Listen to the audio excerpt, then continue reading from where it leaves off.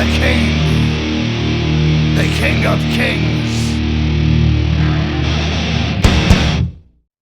Welcome to another episode of the King's Couch.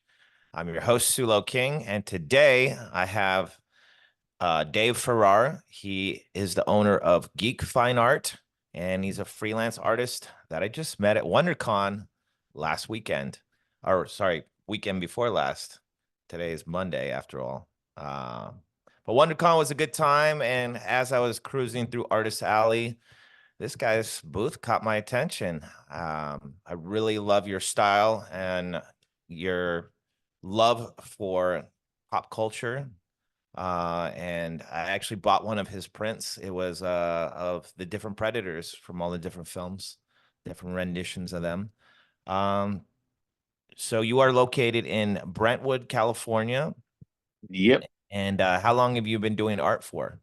Well, I've been doing art. Well, first of all, thanks for having me. It's great to be on. And I've been doing art for pretty much all my life. I think I picked up a pencil when I was a kid and it never really stopped. It just took a break once in a while. But yeah, ever since I was a little kid, I've always been doodling and drawing. And I think in high school, I think I placed third in a comic book art contest, which kind of sealed my love of all the comic books and all the pop culture mediums. So it's been going on most of my life. It's taken on different forms as I've gotten older and I'm gone through my life. I started out studying to be an architect of all things. So Mm. um, I did prep classes for in high school for architecture and did a little bit of college before I dropped out and went to work full time. But one of the things that stayed with me for all this time is the attention to detail. When you're designing houses, they want you to put, electrical boxes here and beams there, and I guess that kind of stuck with me all these years. So every Right. time I drawing, I do a lot of detail. Sometimes it's a good thing, sometimes it's a bad thing, but for better or for worse, it's with me. I love it. Uh, so at what age do you think you really started, doing sketches and realizing, hey, I can make a living at this, or this is what I want to do, when I grow up? Yeah, well, I never actually thought I could really make a living doing it, and I didn't really start thinking about it. I'm kind of a late bloomer, so Mm. I did a 9 to 5 job like everybody else. I did 30 years, nose to the grindstone. But about 6 or 7 years before I retired, I started doing these conventions, and I said, maybe I can step into this. And I always had like the safety net of a pension check. After Mm. 30 years in the job, you get a little bit of something. So I knew that I wasn't going to be in ramen and water for the rest of my life, but I thought, well, it kind of gave me a safety net to step into it.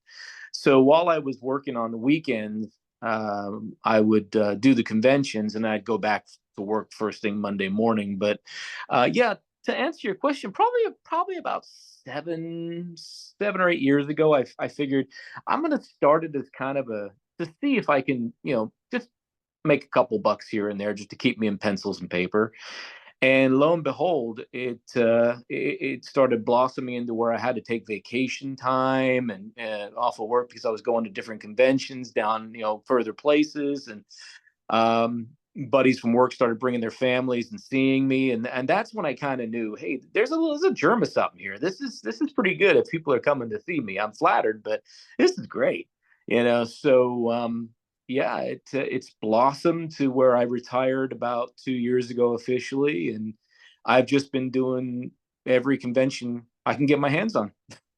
I love it. I love it. Sometimes, the best ideas just happen by pure accident, Well, I have a love or passion for something and be like, I'm going to give this a shot at it and see how it goes. Sometimes it pans out.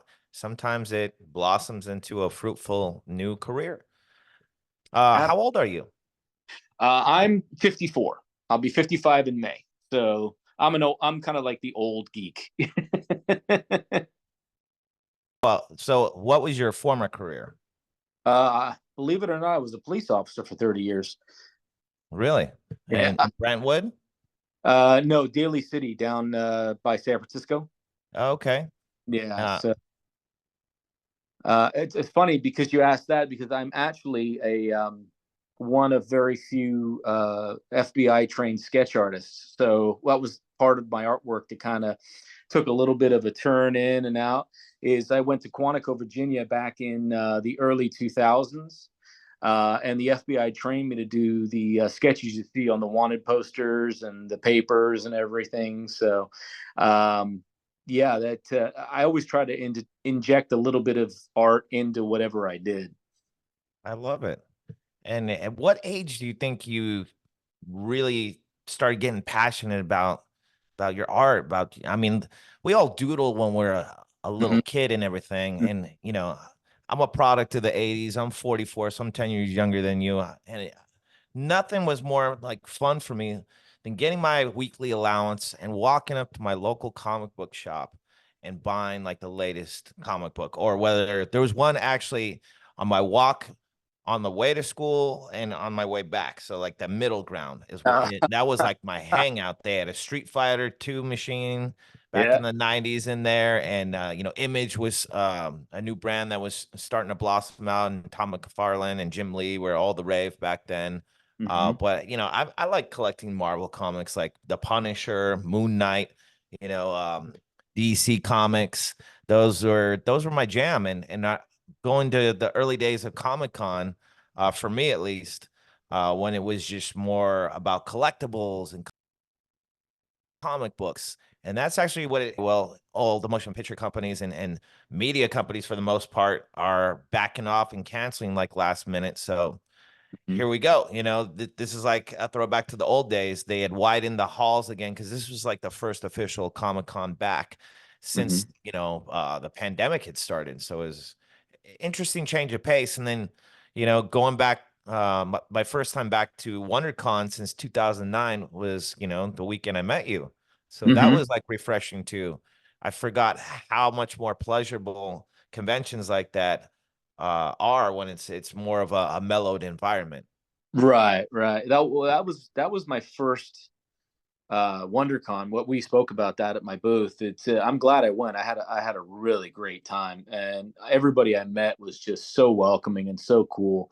I can't tell you how many 20, 30, 40 minute conversations I had with people up at over the table. It was so refreshing and so nice. It was fantastic. But yeah, I try to do as many as I can. I'm scheduled to do a couple of small ones up here in this area, and then the two big ones I have scheduled are going to be uh, GalaxyCon in San Jose in August, and San Francisco Fan Expo at the Moscone in I believe that's October, if memory serves me right. But yeah, WonderCon was fantastic. It was my first time there, and I hope I get invited back. It was such a great time. Right. Yeah. Yeah. I'm definitely gonna come back. I was up there because I'm affiliated with these two sisters that own their own comic book company, and that was a good excuse for me to just get out for the weekend and come up there. I helped my actor friend Ken Forey.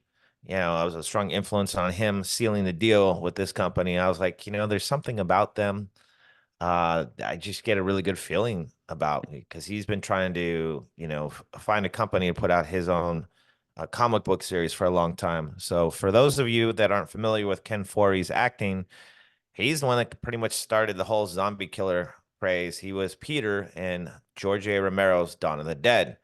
And I met him about 20 years ago at Comic Con when I was first starting out in the music industry. That's my background. Now I'm a health and wellness coach, and I do a lot of these interviews at the end of my day during work or on my lunch break or something like that. And I really started this whole show just for the love of entertainment, and just my tagline is everyone has a story to tell. So when I meet interesting individuals like yourself, and we bonded instantly as soon as we started talking about James Cameron's Aliens. Oh And yeah. then, I was like, well, you got to check out the podcast that I was on.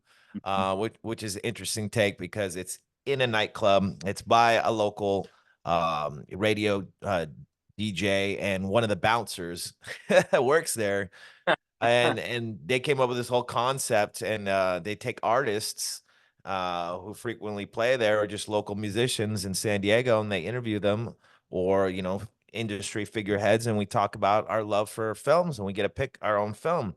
And when they asked me, first movie that came to mind was Aliens. So I'm not sure if you checked it out yet, but it was a fun time to sit there and just really dissect probably my favorite movie of all time.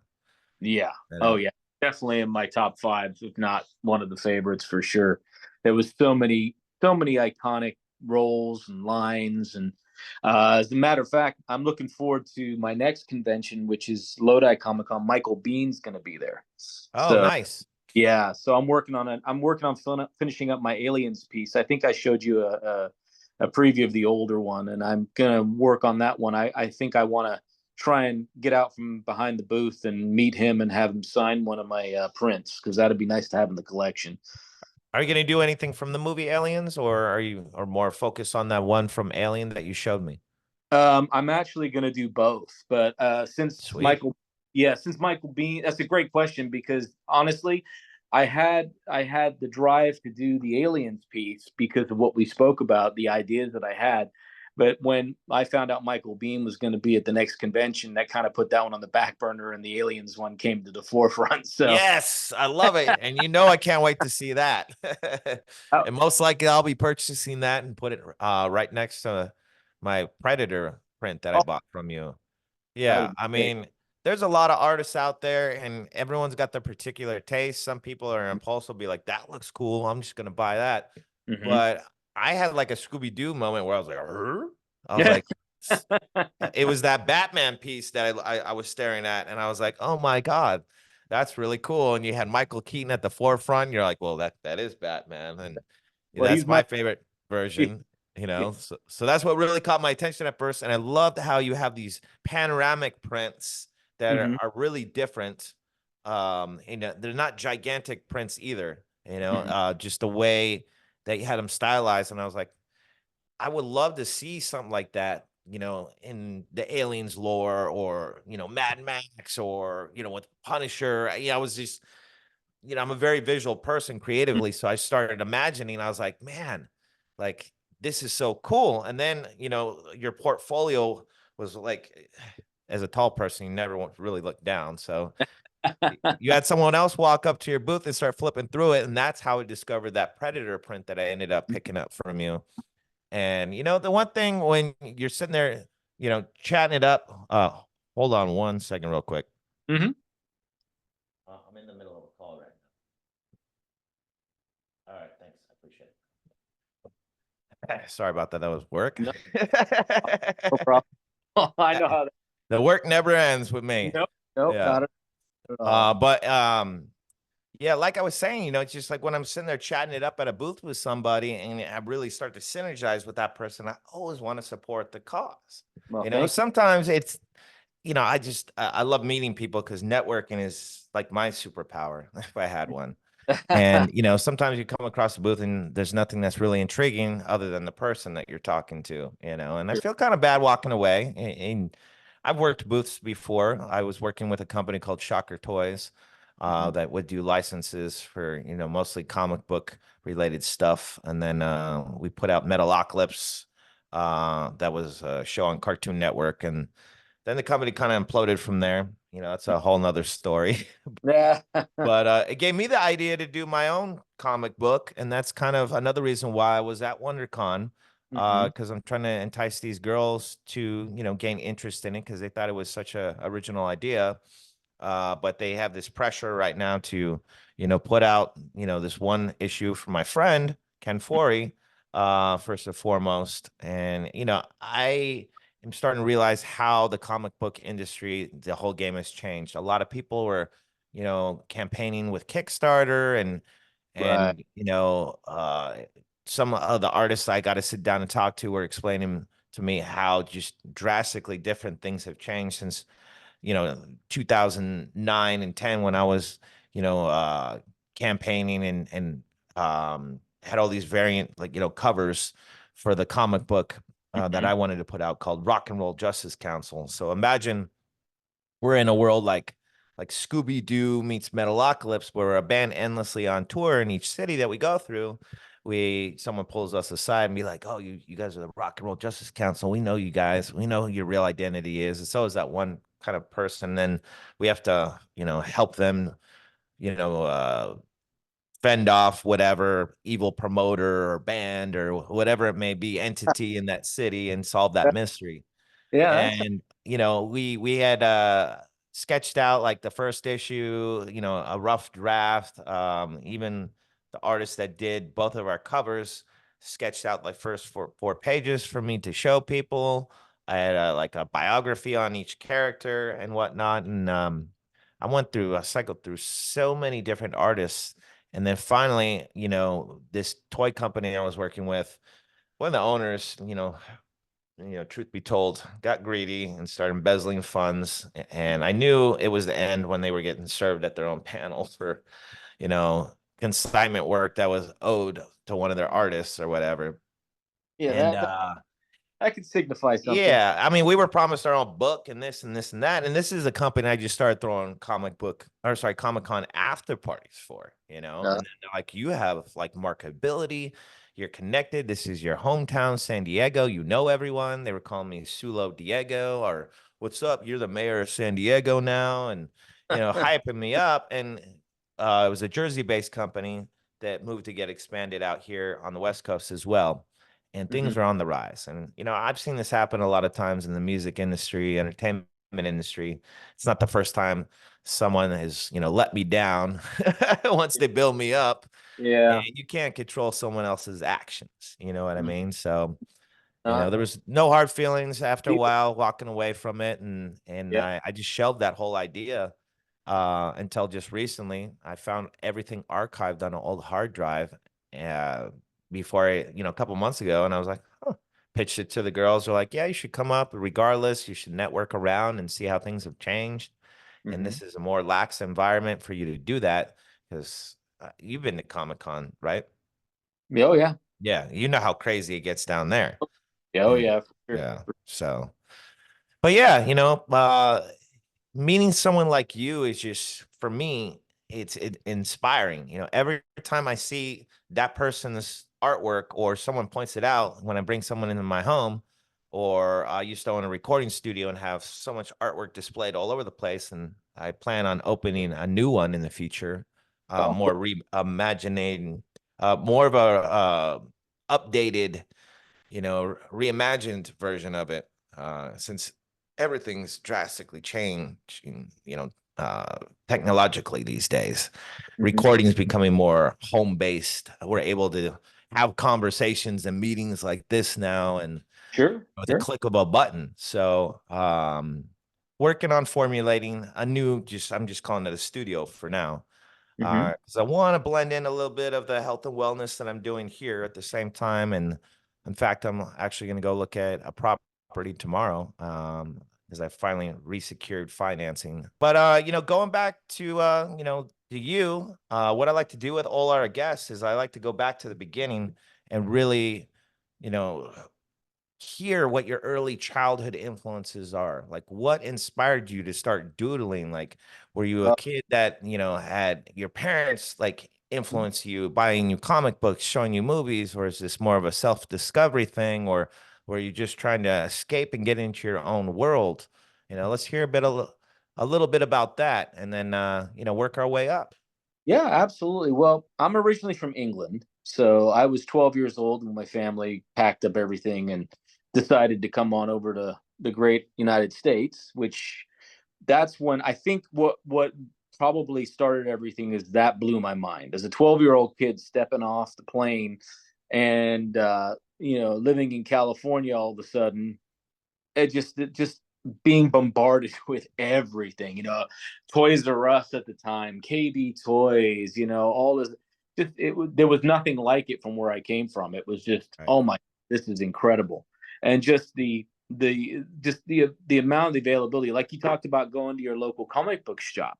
I used to I go to KB Toys too. There was Yeah. Oh, one by me too. I miss yeah. KB Toys. I do so much. I used to get all my action figures there, and I even at an early age, I was posting those action figures, and I was Mm, drawing those guys from the I uh, love from it. the figures. I remember getting Teenage Mutant Ninja Turtles and Iron Man and all that stuff. But yeah, and even on the walk home, I used to stop by. Mine was 7-Eleven. 7-Eleven on the way home had the wire racks that used to go in a circle. You still see them in the comic book stores, and I would stop in and get a Slurpee and a comic book, and I would sit down and I would just get lost in those pages for hours. I mean, I've still got some of my old comic books from when I was a kid, but you can tell they're well worn and well read. They're all ripped up, and yeah, I didn't take care of them. Same. I have mine all boxed up in the original big cardboard box, long box. Everything's in there. Yeah. Like I wasn't like super diehard. I don't have like hundreds of comic books. I probably have maybe 100 or so. Hmm. But yeah, I'm glad that I didn't throw those out or my baseball cards. I did sell all my action figures, like my He-Man and my G.I. Joe. Hmm. To go, buy video games, Nintendo games, Sega Genesis, stuff like that. As Oh. I'm getting older, I was like, I don't need these anymore. And I'd have little yard sales or garage sales in front of Hmm. my, parents' house. In fact, my dad was so impressed by my hustling skills, he gave me an extra 20 or so uh here and there. I mean, Yeah. one time he dropped me off at a card convention, and little did he know that I had a stack of cards in my pocket, and he only gave me like 40 bucks. And I walked out with like, 100 something dollars. He's like, wait a minute. How do you have more money now all of a sudden? Yeah. And I was like, I sold a rookie card that I had to a vendor. And he's That's like sitting there, you know, you're only like 12 years old. What? But my father was so supportive of that. He'd take me to the local arcade, enter me in the Street Fighter 2 competitions, and I'd be just whipping ass on someone that's, 5, 6, 10 years older than me on the big screen and everything. There was an arcade here in San Diego called Yellow Brick Road that I'll never forget. Um, and my love for wanting to own an arcade game finally came into reality in my 20s when Mhm, all the arcades were starting to, independent chains were starting to close down, mhm, because entities like David Buster's were taking over. And this is before barcades became a thing. mhm. Always wanted a Mortal Kombat machine, and I found a Mortal Kombat 4 that went on sale this final year for $317, and I pulled the trigger on it. Nice, And a nice. lot of it is because I was running a music venue, and they had an open slot for an arcade game and had no plans to replace it at Mhm. that time. And I swooped in, and I made my money back in probably 3 to 4 months. Oh And no. uh, and just off a quarter play, like I miss that old feel of walking into an arcade. Mhm. I don't know Mhm. if you were a big gamer like I was, Uh, but yeah, yeah. I was into pretty much everything. I was, like I said, as an English kid coming off the plane, I wanted to soak it all in. So I was heavy into all that. Whenever I could. Mine was mostly where I grew up.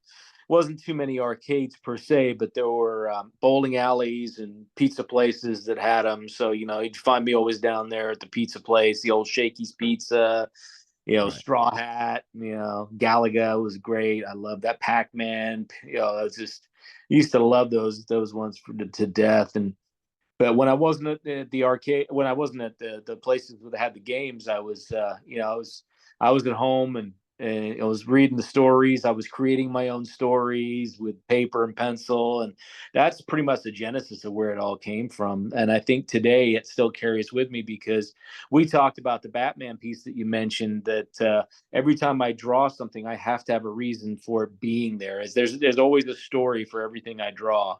So yeah, and yeah, I think that's a big influence going way, way back to that. Yeah. So when you pick a piece that you create, let's just say Batman, for example, or is it something that you are particularly like passionate about into, or when you now that you're actually, setting up booths at these conventions and selling your pieces on Etsy, and do you have your own website as well? I do. I do. Yeah. So now that you're doing this in a more of a commercial aspect, uh, do you think of what, the consumers would want to purchase at the same time when you're coming up with ideas? I do. I do. That's a great question. So one of the things I have is I have a little notebook in my underneath the table. Anytime somebody asks for something that I don't have, I write it down. So I've got a Mm. running list of things that I need to do, and so I'm always thinking monetarily on one level, but I think first and foremost, I'm always thinking, what do I want to do? And how does this list here fit in with what I love to do? Mm. Because I've always been a big believer that if I don't know about it or if I don't like it, the amount of detail and the amount of love I put into the drawing is going to show. So I've always made myself a promise. If somebody asks me to do something and they're really passionate about it and they want me to do it, the first thing I'll do is I'll read about it. I'll sit down and watch a couple of the episodes. I want to get to know what I'm drawing, and Right. yeah, I think that the people that are buying my artwork deserve that level of care in what I do. And it sounds kind of corny, but No, I it's not. I don't think it's corny at all. That's how a lot of people feel. I mean, my business partner, when I owned a recording studio, he was our chief engineer. I just like to produce. Recording is like a whole nother science I'm not into. But a lot of times he gets stubborn and be like, well, I don't want to record a mariachi band. I've never done that before. I was like, you know what? You can record anything. You're that talented. You need to have more faith in yourself. But we're in the business where we're working with everybody. Everyone's a client that walks through these doors or has an inquiry. And we can't just shoo them away because it's something that we're not passionate about. And I met him because he was an artist I used to book. And I was like, look, I'll be honest with you. Like when I was booking bands, I didn't just want to like book what I liked primarily. And that's how I got the gig at such a young age, at age 22, because I was keeping my ear to the ground. uh my boss back then, the owner of the club, was like, how'd you discover these bands? And I was like, this thing called mp3.com. And he's like, what is that? This is back in like 2002. I'm a prodigy of like 56K dial-up internet and Napster, and just diving all in on the internet and in the chat rooms and meeting people. So I've been doing this network game for as long as I can remember, even before then, going to the shows and all ages venues, and just I was very blessed to have gone to a creative and performing arts high school oh here in San Diego, called School of Creative and Performing Arts.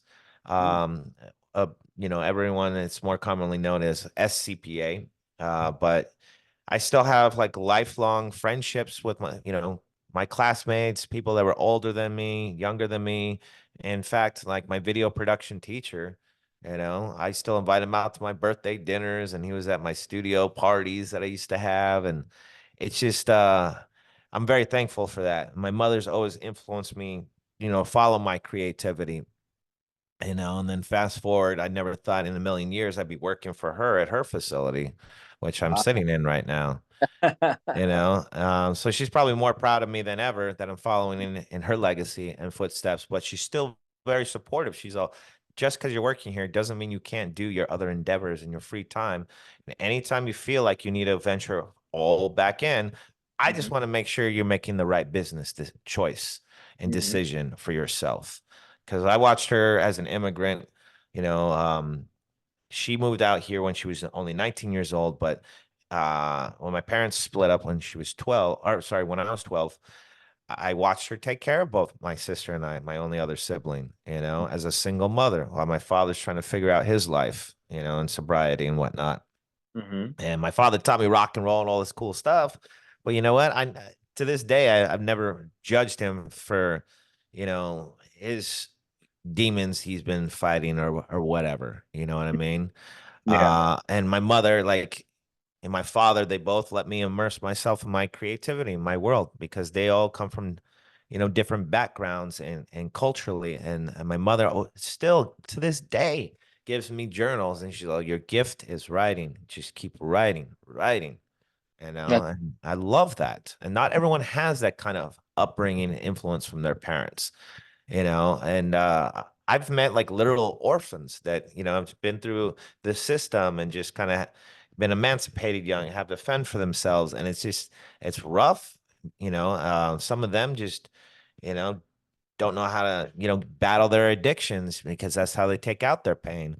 I always try to motivate and influence people to find something artistic, even with what I'm doing now. Make a list of 5 things that you're interested in and try to cycle through that list until you find something that resonates with you. So mm-hmm. meeting someone like yourself that's so passionate and driven and has this ambitious spirit, it's for me, it's inspirational to see that, hey, you retired from one career and you took another passion and lo and behold, like you said, it Yeah. took off. And now you have a fan base and it's building. And I mean, I'm a natural talent scout by trade, and that's what really gravitated me towards you. And just because you're talented, you know, it's what comes out of your mouth first and how we interact and how you are with the people that you're dealing with. And I get Right. that these conventions can be grueling, Oh yeah. and draining, and it's hard to keep your composure when your blood sugar level drops or you're just burnt out from talking all day. But I Yeah. got to say that it was an absolute pleasure to meet you and be able to have that kind of synergistic, you know, uh, conversation, just hit it off the way we did, Well, and I'm the glad pleasure that you too. have you here today. I mean, right off the bat, to all our viewers out there, I was like, why don't I have you on my podcast show? Yeah, I'm a talker by nature, so some when you get me all revved up, it's hard to get me to stop. But that's what I love about the con circuit is, I know there's only a small table separating the two between me and the other people. I've had some of the most fantastic conversations with people. I have never met so many more passionate people. I actually had somebody, like we mentioned, I had somebody who really loved a piece that I had done early on when I started this. And I have my own story in my head about what was going on when I drew it and when I painted it.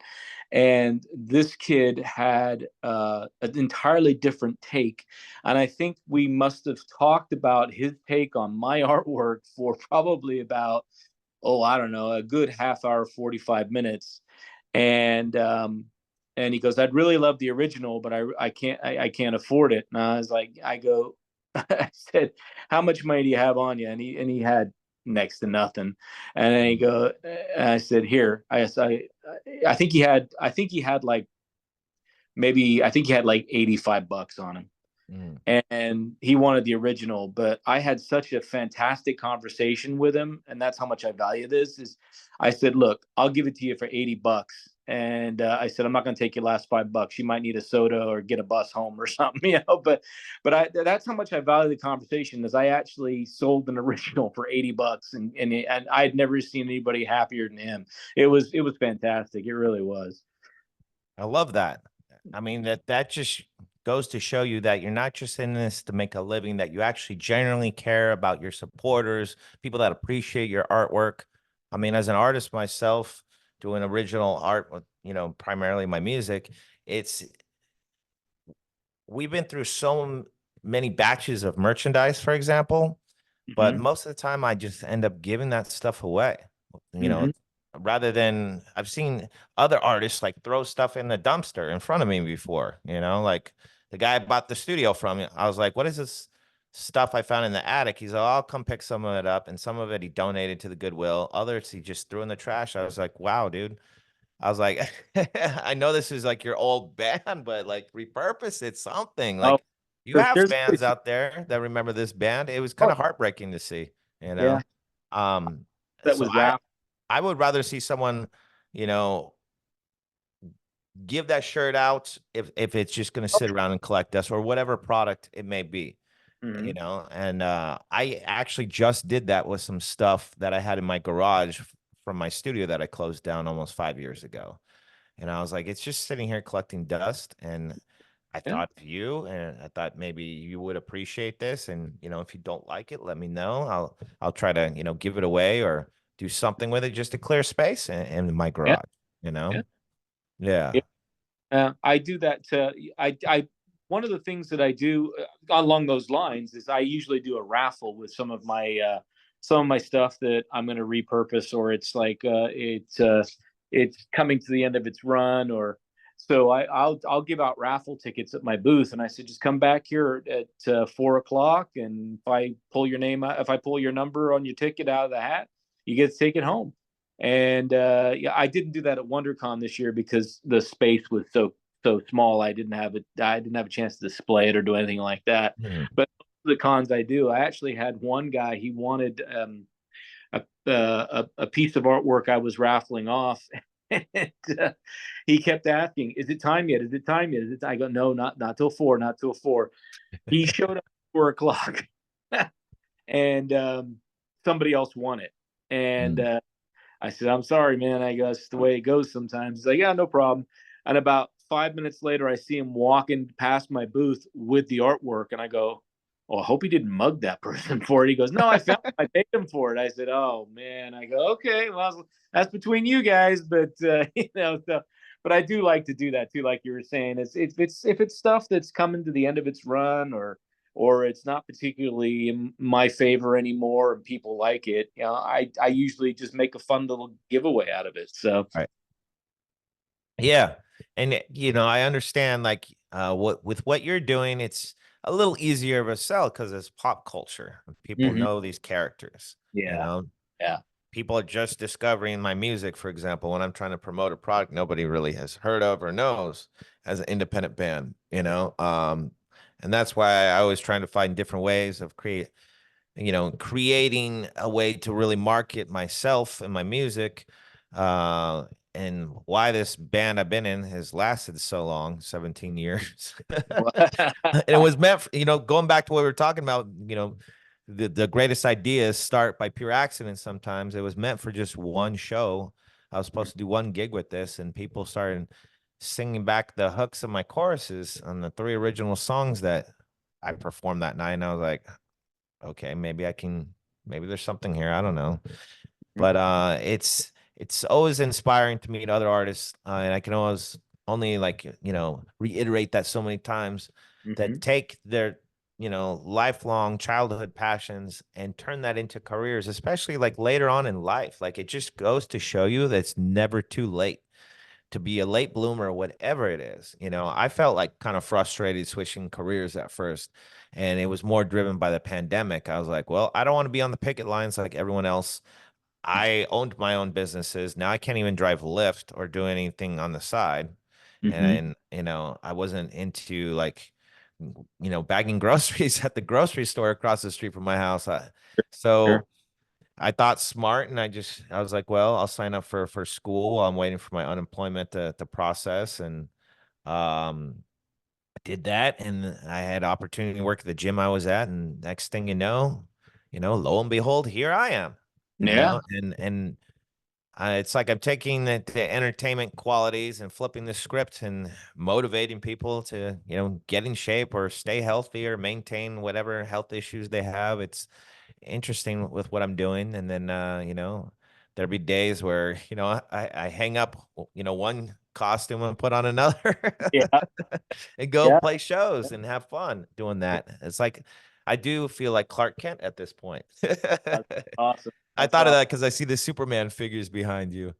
Oh And yeah. Yeah. I've got yeah, this is my little shrine. I got when I first started doing this, my intention was to buy the top end Hot Toys action figures and pose them and take mhm, photographs and then sell them back off to kind of make some of my money back for the business. mhm. And that plan never really came into fruition because I sold one or two, and I was like, "Oh, I really like that figure." And the next thing I know, 8 years later, my whole office is just filled with Hot Toys action figures that I photographed and used in my pictures, but I just can't bring myself to sell them off. I really love them, so now my Right. kids are getting them in the will. Oh, you have kids. Oh yeah, yeah. Yeah. I've got a 25-year-old and a 22-year-old. Okay. Yeah, they're big pop culture geeks too. They love it. My youngest is into Star Wars big time, but mostly the prequels. Mm. Uh, my oldest is more of a Lord of the Rings type. She plays D&D and everything. She lives up in Portland, and she has weekly games, and she's the dungeon master, and she's so creative. It's just both of them are so creative. It's really really cool to watch. That must make you even more happy as a father to see them like following your footsteps, especially Oh with the things that you grew up loving, like D&D. Like when I was a kid, I never really got into D&D, other RPG games, like Teenage Mutant Ninja Turtles, Robotech. I still have those books. oh yeah. But I could never really find a collection of friends that would want to sit down and play them. So I just kind of play by myself. And then I became like the cool kid on the block because I was the first one to get a Nintendo in the 80s. And hmm then my whole love for video gaming in comic books kind of took off. And that's, and baseball cards and sports cards. And that's what started really, blending my whole neighborhood set of friends together growing up. I don't have any kids myself. But I always kind of imagine like if I did, I'd want to not force them into liking something, but hoping like yourself that they kind of discover it on their own and Yeah. just be that kind of influence by like, oh, here's my old comic books, check them out. No, you just hit the nail on. Um, If you show them how much you enjoy it, you don't force them, but you say, "Look, this is how much joy I get out of this." The next thing you know, they're like, "Well, maybe I should check this out." And if it resonates with them, if it hits a chord, hey, that's fantastic. Now, my question to you is let's flip that script for a second. Now that you retired and went all in with this, how do they react to that? How do they feel when you told them, I'm going to try something new and see if it works? They're everybody in my family's been very supportive. It's been great. The kids were just like they used to help me out in the booths until they went off to college and got their own little things together and started doing their things. And so yeah, they really love it. Um, I think that um, not to get too maudlin or anything, but law enforcement has changed. I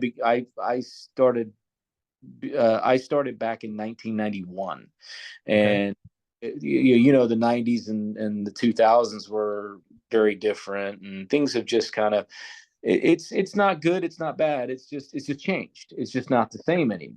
And with that line of work comes an inherent danger. Every day you go to work, there's always a possibility something's going to happen. And I think that now that the worst thing I'm going to get is a paper cut, I think my family's very very happy. I was very very fortunate. I did the job for 30 years. I met a great bunch of folks. I helped a lot of people, um, and I was able to retire without having to say that nothing drastic happened. Um, I just went through. I have the same philosophy now as I did back then. I tried to leave every time I meet somebody, I try to leave their life a little bit better than when they first met me or I first met them, and that way, and it's just taken on a different kind of aspect. It's before it was helping them, you know, either get a homeless person back to a shelter or get them back to their family or do something or stop somebody from getting robbed or whatever the case may be. Now it's having a great conversation and reaffirming their ideas. Some people come up with some really great ideas. And they're like, and it's wonderful to hear that. And sometimes all people depend. It doesn't matter what you're doing. People just need to hear a supportive ear. If you lend a supporting ear, they just hear a supporting voice. And I've just kind of migrated over from doing that to this, and I still kind of do the same thing because I hear a lot of great ideas, and one of the things is commonly some people will come up and they'll say, "Hey, I love your artwork," and I'm very flattered, and they go, "Well, my son's an artist too, or I'm an artist too," and I always ask them. The first thing I always ask them, I say, do you have any work with you? I'd love to see it. And I'm genuinely honest about it. I love seeing other people's work and what inspires them, what makes them tick, what really kind of resonates with them. And I get a lot of surprised looks like, you want to see my work? I go, absolutely, and I'll sit down and I'll look at the booth. As time allows in the booth, and I'll sit there and I'll look at their work. And I just love doing it. I love giving encouragement. I love telling people don't quit. And then I tell them my story about how, you know, I'm this old fart now and I'm still doing this and I'm loving every minute of it. I've always told myself that I will stop doing this when it stops being fun. Right. And thank God it has not stopped being fun yet. It's just been fantastic. It's been a great ride. I Um, have the same philosophy. I always say when the fun goes away, there's no need to play. Great. I love that one. That's great. That's Yeah, great. and when I'm on stage, I always reaffirm that I'm obligated to entertain you guys. We aim to entertain. That's another tagline that we constantly have. So it's a lot of fun being an artist in any capacity, Oh yeah. and it helps keep us youthful because my father, groomed me with the ideal um and just mentality that age is only as old as you feel. Like age is only a number, and to sit there and goof around and hang out with my father still to this day is just so meaningful. And I'm so thankful to have that, Mm-hmm. and he's I talk to him almost every single day, and both my parents, and I'm thankful to have that. My sister, on the other hand, she's a PhD in sociology and criminology, so she's a little more uptight. I love her to death, and I probably picked on her way too much growing up. So that level of resentment is still, very evident with her. But I'm proud of her regardless. And I've always kind of felt like a black sheep out of between me and my sister because she never took her head out of a book, and the only book I ever had my head in that I really gave a shit about was comic books Hey, it's or music books or stuff that intrigued me in that aspect. And I even dropped out of college to live the dream. And it's interesting, and it just goes to show you that once again that it's never too late. I started taking all these online courses, and I was really actually inspired by Steven Spielberg's eulogy to his father. He paid a tribute in this article that I read, a day or two after his father had passed at 103 years old. He's all, a lot of the technology that we utilize today, my father helped, pioneer and engineer. And he never stopped educating his mind up until the final days of his life. He was still taking online courses and this and that. And his whole point was like that was his influence growing up. He didn't have the easiest childhood growing up, but his father was always in his corner and instilled to him like it's never too late. So mm-hmm. to hear Steven Spielberg, write so eloquently about his father just while I'm going through a whole career transition and trying to, find my groove and motivate myself to keep going in an industry that was scary, a lot more scary at the time. Mm-hmm. It's mentally like, helped me out a lot, get through a lot of these, leaps and hurdles that I had to get through to get to Mm-hmm. this point of a newer career, and then doing this show at the same time, I was inspired by a friend I'm making a documentary for called A Change of Heart. He had a heart transplant at age 55. And people have told me to do a music show because I've been on the radio and, other podcasts and interviewed a million times. And I was like, that's a dime a dozen. Anyone can do a podcast show. Then, coming back and catching up with somebody that was more of an acquaintance, all my life and just kind of checking in with him and a simple little lunch meeting.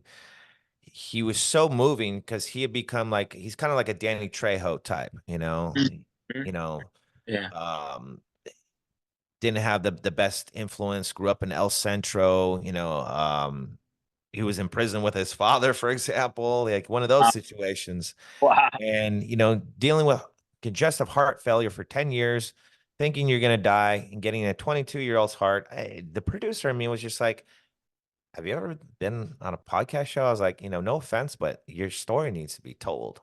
It could Mhm. help others that are battling with, similar conditions, or, he he even went on to tell me that he befriended like this teenage kid that had a heart transplant too, that was in the same wing he was at UCSD when he was recovering. And, next thing you know, I started this show, and here we are. And, I did a bunch of fundraising for him and raised him a bunch of money. And then, collaboratively with, a couple other people. And, uh, occasionally I still do this show just for the love of it. I don't care how many people watch it or whatever. We're here doing our craft because we just love to do it. And if you can make a career out of doing it, that's great. So yeah, I mean, just like myself, like you made an interesting transition from working in law enforcement pretty much your entire adult life, and then transitioning to this, just when you think, well, can I do it? Should Yeah. I do it? And you did, and you're living proof of that. And I love your art. So what my next segue is I really want to understand uh how you came up with your concept of selling your artwork. Well, the thing was, is it came about kind of like by accident because my first convention I did was San Francisco. It was San Francisco Comic Con, and I said I'm going to try it once and see if anybody likes it because I really didn't know if anybody was going to like my artwork. I at this point I had just been doing it for myself. I didn't have an online presence. I didn't really have any social media. I thought, yeah, what the heck? I'll just give it a shot. And the response, I was lucky. The response was overwhelming. People, I was taking stuff off the walls to sell to them. It was just fantastic. So that was kind of like when I finally kind of said, I might be able to do something with this. And so what I did was I made some friends with other artists in and around the conventions and kind of picked their brain and said, well, how do you do things? And from then I said, well, I've got to have an inventory. I can't just go with just this stuff and say, okay, this is what I got. I have to have more of one thing to sell. So I kind of researched around. I think when I first started out, I was doing I was taking my stuff to Staples and having them print it. Mm, And I was doing that and it was great. And it just kind of took off from there. But I'm always constantly evolving. So I first started out, I was doing 8.5 by 11 prints. And then as time went by, I did 11 by 17s. And now I'm doing 13 by 19s as my standard. Because I want to give people the bang for their buck. That's harder in cash these people are spending at the conventions. I want to make sure they get as much as they can get for it. right. Uh, so and then and like you mentioned the panoramic prints, I started researching those. Those are just a recent. I just started doing those recently, and people seem to love them. Um, so like I said, I was contracting with other people to do print shops, print work, and then I finally decided that why am I paying other people to do all this stuff? So now over the years, I've built up a customized print shop in my garage. So I have a wide format printer to do all of those 12 by 36s myself in my garage. I have three printers running, and it's nice to be self sufficient. It really is, and Mhm. I'm constantly evolving and trying to figure out what to give people that you don't want. It's great to have new artwork for people to see, but I also want them to have new ways to experience it too. So I'm actually experimenting now with and looking into making like little mini coffee table books so that people can buy more like the Clone Wars artwork that everybody seemed to love at WonderCon. People were Mhm. buying one here and one there, which is great. I'm very very grateful. But I thought, what if there's a way I can give them every single Clone Wars piece of artwork I did in one little place, and they can buy it and they can open it up. So I'm always looking to kind of move forward. Right. Yeah, I like that. And I know it's a competitive market. There's a million people out there doing this. Now, my next set of questions is, for one, do you have to pay like a licensing fee to sell artwork like that when it's, a character like Batman or, the Clone Wars stuff you were mentioning, Star Wars? No, I don't. It's more artistic license. So as long as Hmm. I don't reproduce somebody's exact artwork and I'm giving my artistic interpretation of it, yeah, Hmm. that's pretty much the standard for all conventions. Okay, yeah, I've always wondered about that. I mean, if there's so many like copyright infringement suits for music, it's a Yeah, little different of an industry, so I wasn't sure if yeah. that goes, the same law applies for, replicating, a actual trademark character like that. Hmm. You know, interesting. And then to really stand out and you were talking about constantly evolving and everything, you have a certain style that really caught my attention, and when I first met you, the first thing out of my mouth was like, this looks like airbrushed. So let's Hmm. talk a little bit about how you conceived the idea, because there's something about your artwork that just really stands out more than, buying like a standard print. And there's so many different ways to really, put out your artwork. So let's talk a little bit about how you came up with your own unique fashion. Sure, sure. First of all, thank you. Yeah, it took a little while for me to kind of hone in where I wanted to go, but I always liked that photographic type portrait feel. And so I started with a lot of different mediums, um, pencils, colored pencils, alcohol-based markers, acrylic paints, and I landed on airbrush, and that's where I really felt comfortable. The airbrush gives it a kind of a the soft feel, but you still get all the detail. And I mostly, for the most part, unless I'm doing an original or a commission work, I use digital airbrush. So I have a lot more leeway, and I can turn around and try different things without totally messing the piece up, which allows me to experiment a lot more. And that's how I got to where I am, to where I can say, oh, okay, you know what? I'm gonna try this. I try, it doesn't work. I just take that layer out and I just start again. But the airbrush, I really love it. Number one, because it gives me a nice little warm feeling where it's like it looks like art, but you can see who it is, type thing. It's not an off the wall kind of representation. Um, and then I like it because I can vary how much I want to put that ink onto the canvas. Right. So I can go as small as really down to the nth degree, and I can actually draw a straight line with an airbrush and use that as the kind of, but I can also widen it out. So, and I really, that's where it boils down to, is where I really felt comfortable. Right. So yeah, so whether it's I'm doing a physical airbrush with actual paints on a canvas, or if I'm doing the digital airbrush, it's kind of where I landed, and it feels like home to me. Right. What made you decide on going that route? Well, that was, you always have a kind of a representation of what you're trying to draw in your head when you start out. Mm. You Right. have this feel of what you want it to look like. It's the same with music. I'm sure you kind of, where that melody is going. You just got to get there, and you just got to figure out how to get there. And it's the same with drawing the artwork. Is I had an image in my head of what it was supposed to look like in my head, and trying these different mediums, it just didn't quite fit with what was going on and where I wanted to be, until I started using the airbrush, and then the airbrush was like, that's it. That's where I want to be. That's what's in my head is on the canvas now.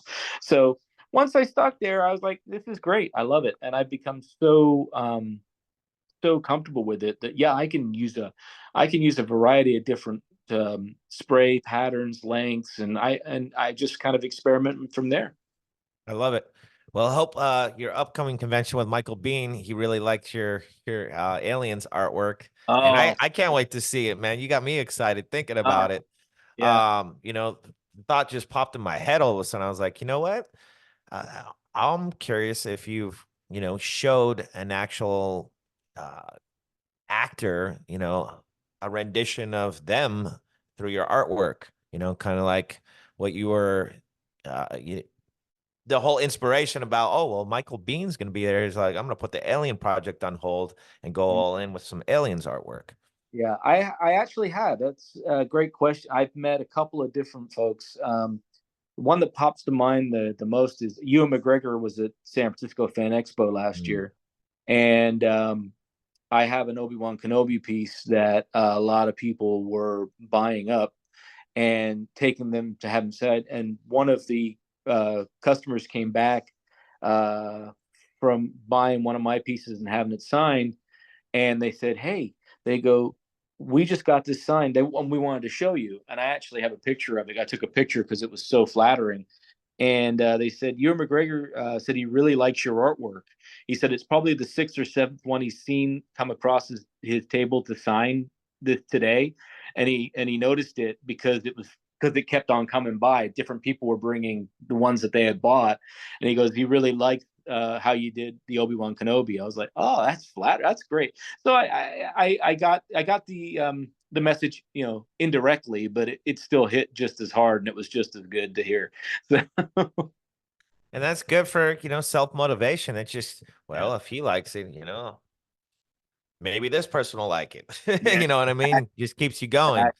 And, yeah. I love the fact that, as an artist, I can relate when someone really appreciates what you're putting out there. It's just like the most gratifying feeling. And it's just like it fuels your fire and your passion inside you to just keep going and keep evolving. So, Mhm. I wish you well, man. And I wish you could have been there. Going back to Aliens one more time, when they had the 30th anniversary panel. I waited in line for hours and I tried to pull every connection I could, but that was like at the pinnacle of Comic Con's height. Mm. And, those exclusive hookups I had were pretty much gone at that Oh, time yeah, because, yeah. people had burned bridges and got frivolous and took advantage of it too much. And Yeah. everything was so restricted. And it didn't help that Star Trek's 50th anniversary panel was right before. So there was Oh, no way I was going to, compete with all those Trekkies waiting, probably a day or so in line for all I know to get in. And but that's when people, had started or Comic-Con had started streaming, the panels and putting them on YouTube so you can view them later in case you missed them. And it was so cool. Someone like actually proposed to his wife dressed up like oh, a that's cool. colonial marine. Cool.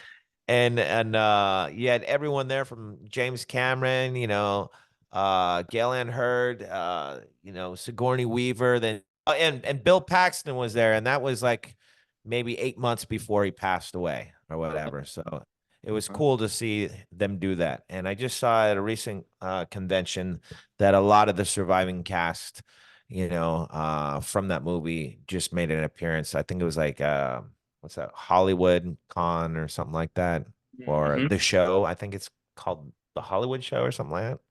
Anyways, but I know it's getting near the end of this podcast, so let's go ahead and wrap things up. Any last things you want to say before I segue the outro here? No, I just want to say thank you very much for having me. It was great talking with you. I had a fantastic time meeting you at WonderCon. Mm, I had a fantastic time meeting all the folks I talked to at WonderCon, and I hope to see them again very soon. awesome.